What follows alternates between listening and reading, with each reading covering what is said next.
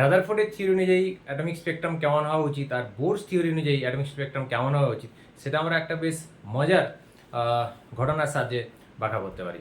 দেখো, তোমরা প্রত্যেকেই পার্কে গেছো, কোনো না কোনো সময় গেছো নিশ্চয়ই, এবং সেখানে দেখেছো স্লিপারি আছে, রাইট? এই যে স্লিপারি দেখতে পাচ্ছ। তো স্লিপারিতে কি হয় যে এই দিয়ে সিঁড়ি দিয়ে উঠে একটা বাচ্চা, ধরো এইটা সিঁড়ি দিয়ে উঠে আর এইটা দিয়ে নেমে যায়। তা এটা সিচুয়েশনটা একটু চেঞ্জ করে দাও। ধরা যাক কোনো একটা বাচ্চাকে আমরা এখানে এখানে তুলে দিয়েছি। এবার এখান থেকে সে নিচে আসবে, তো তার কাছে দুটো পসিবিলিটিজ আছে। হয় সে এই স্লিপারে দিয়ে চলে আসবে এখানে, বা সে কি হবে এই সিঁড়ি দিয়ে আসবে।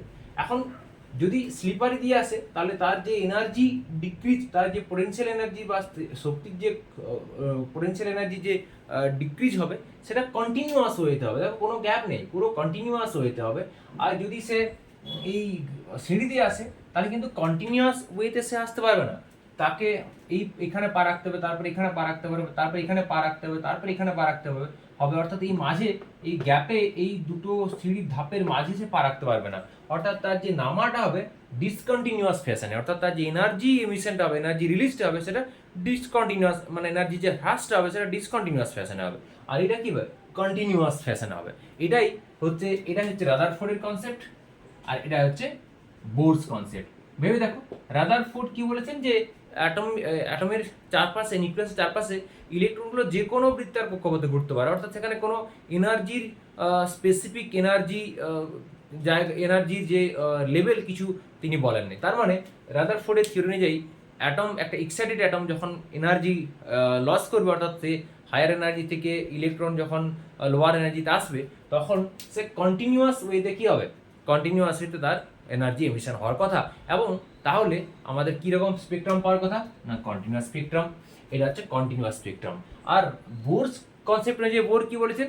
যে কতকগুলো স্পেসিফিক এনার্জি লেভেলের কথা বলেছেন, অর্থাৎ স্টেশনারি অরবিট বা ফিক্সড এনার্জি বা কোয়ান্টাইজড এনার্জি লেভেলের কথা বলেছেন।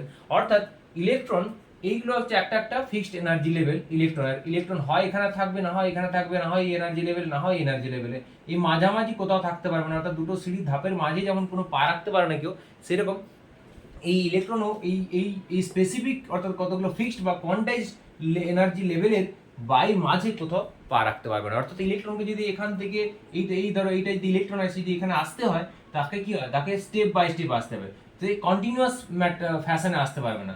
তাকে প্রথমে এখান থেকে হয় এখান থেকে স্টেপ জাম্প করতে পারে, এখান থেকে এখানে আসবে, বা এখান থেকে এখানে আসবে, বা এখান থেকে এখানে আসবে, যাই হোক না কেন, বা একবারে এখান থেকে এক লাফে নিচে চলে আসতে পারে, সে আসতে পারে, কিন্তু কন্টিনিউয়াস হইতে হবে না। তো এইটা হচ্ছে, এই জন্য এইটা আমরা বলি লাইন স্পেকট্রাম, আর এটা হচ্ছে কন্টিনিউয়াস স্পেকট্রাম। তো এইরকম ইন্টারেস্টিং ফানি থিংসের সাহায্যে আমাদের পুরো কেমিস্ট্রি বুঝতে গেলে চ্যানেলটা সাবস্ক্রাইব করতে হবে। Thank you.